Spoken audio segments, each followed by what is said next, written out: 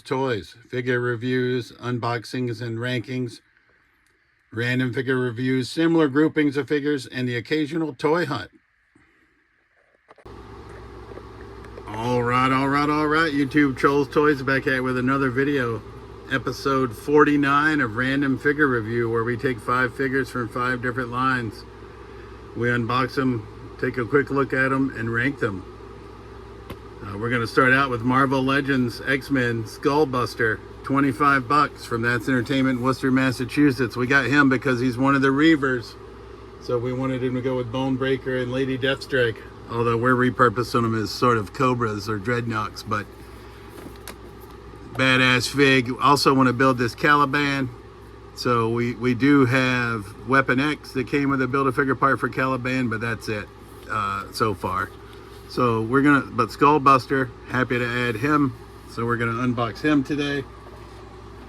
$18 clearance, Best Buy, Marlborough, Massachusetts. We got Professor Pig. Gonna try to use him as like a evil scientist henchman with Dr. Mindbender. He's a little bit tall, but yeah, I also liked all of his accessories that he came with: the cleaver, the hammer, the pliers, the drill. So that's the main reason we got him, but we'll see if we can do something with him. I'm not big into DC. I don't keep a lot of the McFarlane figures, but pretty badass for Professor Pig, I thought. So, and the price point was good. Black Series carded edition, we got the Mandalorian with this distinctive sort of color palette. Yeah, this distinctive collection figure features premium deco applications inspired by the end credit images from the Mandalorian, plus a collectible Imperial credit accessory. So we have the Cara Dune, Gina Carano in action figure form with this deco app and the regular one. So Mando, Grafton Flea Market, 15 bucks. Didn't think that was too bad of an ask. $28 McFarlane Mortal Kombat Classic. We got Raiden. Watching events unfold from high above, the Thunder God realizes the grim intentions of Shao Kahn. After warning the remaining members of the Shaolin tournament, Raiden soon disappears. He is believed to have ventured into the outworld alone. And our last figure is massive, $30 price point, Super 7 ThunderCats Mumra Dream Master from Big Bad Toy Store. Dream Master is a sinister alter ego of Mumra, who wields dark sorcery to infiltrate the ThunderCats' dreams. He summons spectral dream selves and engages them in nightmarish mental battles. He thrives on psychological warfare, exploiting vulnerabilities to wreak havoc on the ThunderCats.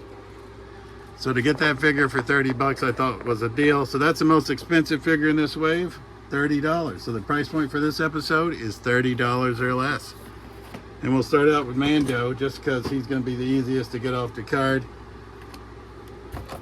And he's already coming off, actually. But that's okay, because I was going to take him out of the package anyway. Credit accessory. Pistol.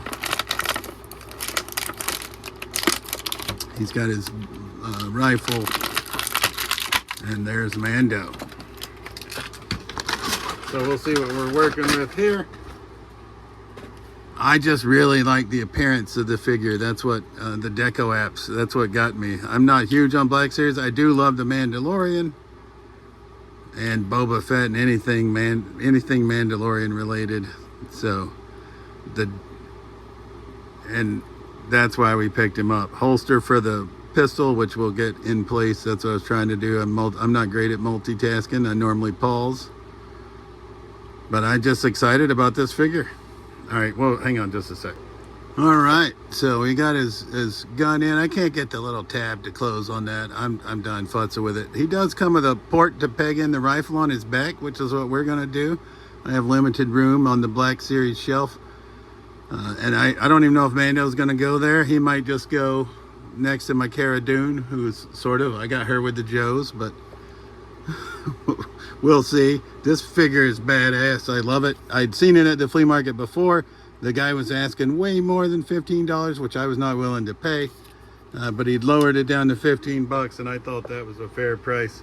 Once again, the Deco app's got me. It says this from the end credits of The Mandalorian, so there we go. I wasn't sure what it was from, but that makes sense. So we got Mando. All right, we've got the Cyborg Skullbuster from the Reavers to go with Bonebreaker and Lady Deathstrike. He comes with quite the handgun, and he does have a spot to port it in, so I'll probably just do that for now so we don't have to futz with getting it in his hand. I always appreciate when they got on figure storage. He does come with an alternate head sculpt, which I am not the most familiar with. It looks more like a human head, but I'm definitely leaving this one on that he came with. And then he comes with the right arm for Caliban Build-A-Figure. But Skullbuster, once again, quite menacing. Don't know him, but do really love the Build-A-Figure Bonebreaker. Kept Lady Deathstrike because I realized she was one of the Reavers, so it's like Marvel's version of the Dreadnoks in my opinion. I'm not big on Marvel, but we're going to use them as a... They'll be the Reavers, but they're going to be with our Joe. They actually already are with our Joes. There's Lady Deathstrike and Bonebreaker up there on the top shelf above Cobra. So that's probably Skullbuster's just going to join them in that display. But he's badass. And he was 25 bucks. So Mando is 15, Skullbuster at 25. All right, up next, $28 price point. We got Mortal Kombat Classic Raiden. He came with Fist of Fury on both hands out of the package. We did switch the right hand for the more open, gonna F you up hand. I do have a bloody Raiden from one of the newer Mortal Kombat games. I want to say it's like 11. But more classic take on Raiden. He does have toe articulation, which is cool. Double jointed pin knees and elbows. I think all McFarlanes have pins, right? If I remember correctly. I do appreciate that they always come with a base. That's quite cool. I do have a Mortal Kombat display, so obviously Raiden will join that. Quite the cool figure. I'm more of a Street Fighter guy over Mortal Kombat. I played Street Fighter way more, but I do really love the Mortal Kombat figures. I have been collecting them. I've been upgrading some of them to Storm collectibles, so we have sort of trimmed our McFarlane, but once McFarlane came out with the Mortal Kombat Classic wave, I was in, so we've picked up Katana and Raiden, Noob Sabat, Scorpion, Ermac, Sub-Zero, I think. So we've got quite a few of them. If I already had a Storm figure, then I haven't bothered. But yeah, so Raiden is the third figure, $28 price point on Raiden. All right, up next is Professor Pig, and we're going to have to read up on him. Although I got to say, I'm more so than not tongue-tied. Picked him up because of his accessories. Professor Pig from Batman, real name Laszlo Valentine. Driven insane by exposure to Dr. Daedalus' spiral labyrinth, Laszlo Valentine became pig mask-wearing Professor Pig. Pig's exploits consist of kidnapping unfortunate Gotham City citizens and performing bizarre surgeries on them before adding doll-face masks that turn them into obedient minions called Dollatrons. A driven free spirit, Pig frequently opens new clinics. His latest foes have included the Teen Titans, Red Hood, and the Outlaws, Nightwing, and Batman. So here's good old Professor Pig. I do like that his apron is not rigid plastic. It's more soft plastic, so it's going to have some movability. I always appreciate that McFarlane's come with their own stands. I wish the stands weren't quite as big.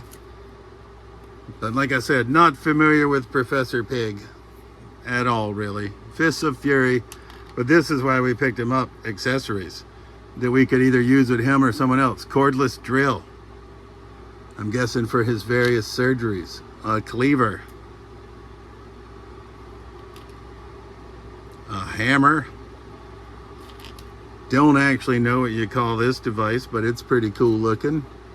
It looks like a little miniature bat, sort of. I'm not sure. And some pliers. So that's really why we picked up Professor Pig. But I'm thinking we're gonna put him, even though he's taller, that's okay. We'll just pretend like he's mutated.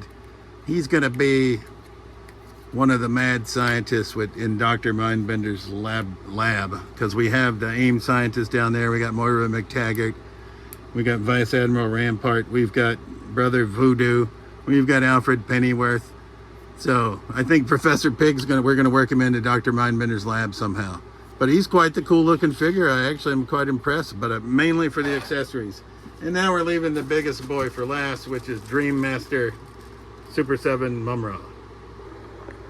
All right, so sue me if you know what these are, but I would get them all tangled all to crap and probably lose them, so I'm just leaving those in there in the package, but we took everything else out. All right, once again, I love me some translucent figures, which is what Dream Master Mumra is. And I know Super 7's only single jointed, and a lot of you, if you buy Super 7's, I don't know, what's the consensus? Do you keep them in the pack? I open them. I keep the boxes for Super 7's though, because I think the boxes are just amazing on the Super 7's. But I like to get the figures out, once again, let them breathe. Right? He does come with an alternate head sculpt that's, where it's less open mouth. I think we're going to use an open mouth head sculpt. He comes with a Fist of Fury out of the package, but he does come with gripping hands as well. And then he comes with a little bit more closed. These are just a little bit more open, I guess you'd call them sinister hands. I'll call these the more closed gripping hands. And then he comes with these hands with the lightning effect pieces, which obviously I think we're going to have to use. And then he's got this sick cape, which I'm going to have to figure out how to put on him. All right, we've got it with the blast effects on, or the lightning effects. We got the cape on, definitely keeping this head. I think these little holes are to peg onto his little wrist claws here if you wanted to get the cape to stay attached. But it's a little bit, it's not plastic, but it's not cloth. It's like a little bit, I don't know, it's like a polyester feeling material. But he is badass, right? I don't know if I'm getting him in frame. I love translucent figures. When he was on clearance, and still is, I don't know if he still is on clearance, but for 30 bucks, I mean, I'm not buying him for $80, but for $30, we're in with Dream Master Mumra. I don't know if we're going to use that cape or not. That seems like that might be a shelf killer, but we've got it on him for now. If I can figure out how to get it to attach to those little hooks, we may. Let's see if we can get him to stand. And those blast effects, although they're quite cool, I don't know if we're going to keep them on him because shelf killer once again. Now we got to rank these from our least favorite to our favorite, understanding that we like them all. And in a little bit of a shocking surprise, to me at least, I think I'm going to put Raiden last. He just doesn't come with a lot. I mean, he is classic Mortal Kombat Raiden. But to me, even though he's the second most expensive figure here, I mean, Professor Pig would have been more if we paid full price. 28 bucks I think we paid for Raiden. He's going to finish in 5th. All right, so I'm going to move Raiden down here. Professor Pig is going to go 4th. Once again, don't really know him. I just mainly bought him for the accessories. The accessories are quite cool, but I'm really ranking more of the figures at the moment. 3rd place, I think I'm going to go Skullbuster. Right? It's very close. $25 price point on Skullbuster. I do like him to add to the Reavers game. This Mando figure I really love, right? So, unfortunately, he's up against Dream Master Mumra. So that means, and I knocked Iceman over back there. So, Mando's going to finish 2nd place. This Art Deco Mando. It's going to be 2nd. I do love me some Mando. And we're going to leave Dream Master Mumra right there where he is. He's going to be our 1st place finisher. The winner of episode 49. So you'll see him in the next video, which will be the championship round, right? I think. Or am I in shambles? All right, I was second guessing myself. I'm not in shambles. Yep, winner of episode 49. And you'll see him in episode 50, the next video in the championship round, where we're going to take the winners from episodes 41 through 49 and pit them up against each other to see who, oh boy. Come on, Mumra. We just took out everyone. Well, not everyone, but somebody went down. We'll have to see who it was. Daryl Almost went down. All right, there we go. But we'll see him in the next episode, which will be championship round, episode 50, winners of episodes 41 through 49. And then the winner of episode 50 will go on to go against the grand champion from the champions of episodes 1 through 9, 11 through 19, 21 through 29, 31 through 39. We had a winner each 10 episodes, basically, or we had 9 figures and then a winner, right? If that makes sense. So we'll have 5 sort of champions, and we'll pit them against each other to see who's the grand champion through the first 50 episodes of Random Figure Review. And I like doing this. It helps me get things out of the package. I do the YouTube mainly more for me, but if you guys watch, I really appreciate it. It's an added bonus. So I want to say, as I always do, I truly appreciate you watching my videos. This has been Trolls Toys. We'll see you soon. Peace.